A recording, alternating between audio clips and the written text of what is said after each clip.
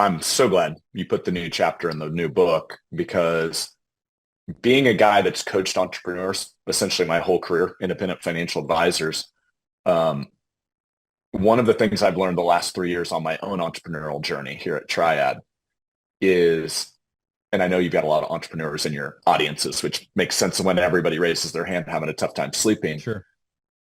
I was the guy similar to you that my head hit the pillow, I'm out. 7, 8 hours, no problem, not waking up in the middle of the night. And in these last 3 years, just the stress of, leave something really certain to build Yeah. something really uncertain, the stress of Yeah. cash flow, the stress of team members, employees, and personnel conflict, and all the stuff that happens in just real world when you're building a business. I would wake up at like 2 in the morning, 1 in the morning, just heart beating out of my chest, like Yeah. I just run a mile as fast as I could. And I know many entrepreneurs struggle with these anxiety issues, sleep issues. And so that has to be a huge thing. I'm assuming, I mean, the book's been out a little while. Do you have some entrepreneurs that have read that and like, dude, thank you so much? And is there one of those, maybe of those steps in the slumbers Yeah. that like might help with that kind of anxiety that people carry with them sometimes into sleep that creates some of those sleep issues? Yeah. So the L, well, so I'll go through with you. So the S is for stop eating 3 to 4 hours before bedtime. And Mm. what ends up happening, most people aren't, we're not taught this, but it takes 3 to 4 hours to fully digest a meal. It can be as little as 2 hours if like it's a small amount of fruit or something. But if you eat, a meal, it's 3 to 4 hours. And so what happens is if you eat, and that's not even taken into consideration, I mean, the blood sugar spike, which is going to affect your sleep as well. But I think most of us know that. Like if we go have a big dinner and we're like, oh my gosh, I'm so full, I'm ready for bed, that, I ate fried food or a big steak or whatever, we almost all, you wake up at 2 in the morning, right? Because your body you've taxed it with digesting food when it's supposed to be repairing and rejuvenating itself, right? And so eating late at night is a huge detriment to the quality of our sleep. So that's the S. The L is probably the most important, and it's probably the hardest to grasp, which that's why in the book, I mean, it's walking you through it, but it's let go of stressful thoughts and emotions. And I think on the Mm. surface, everybody's like, well, duh. Yeah, easier said than done. Of course, I got to let go of stressful thoughts and emotions. But here's what I realized, and I would encourage anybody listening to just do the same evaluation.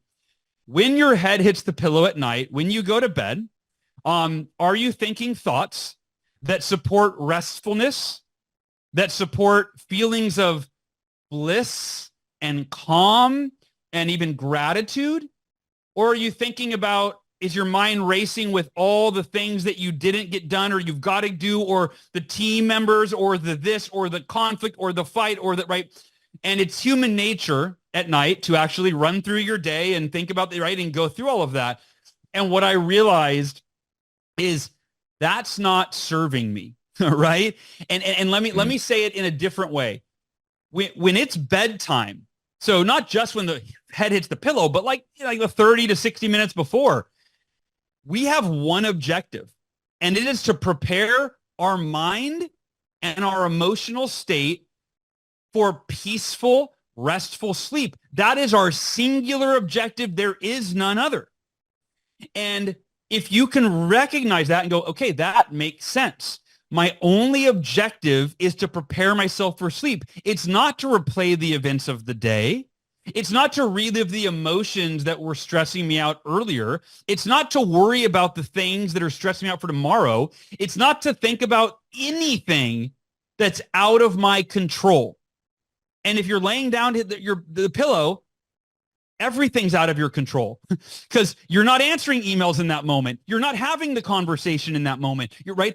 The only thing you are supposed to be doing is going to sleep, right? So I'm really belaboring this point because you really have to when you understand it, you're like, oh, okay, I can't argue that.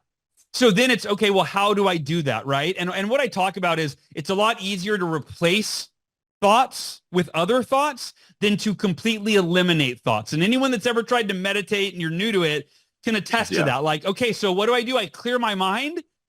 I suck at this. I can't clear my mind, right?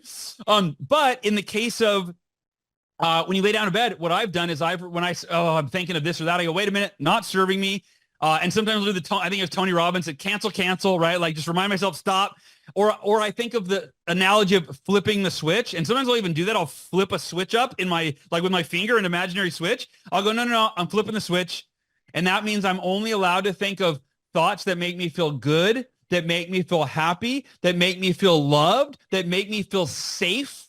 And I want to underline the word safe because that may be the single most important state for us to be in as we fall asleep. Because when you think stressful thoughts, your body goes into fight or flight and you do not feel safe.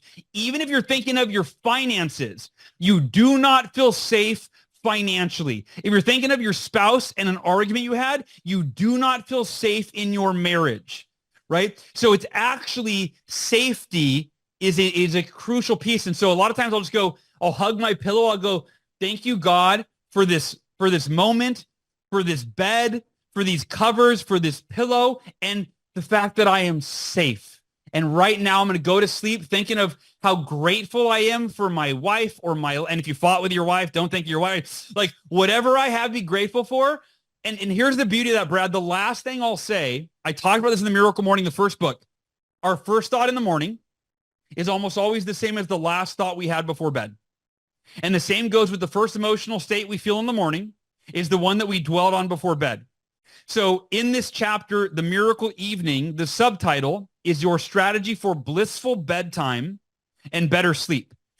Bliss is the state that I dwell in as I fall asleep, and that's achieved through love, safety, and gratitude.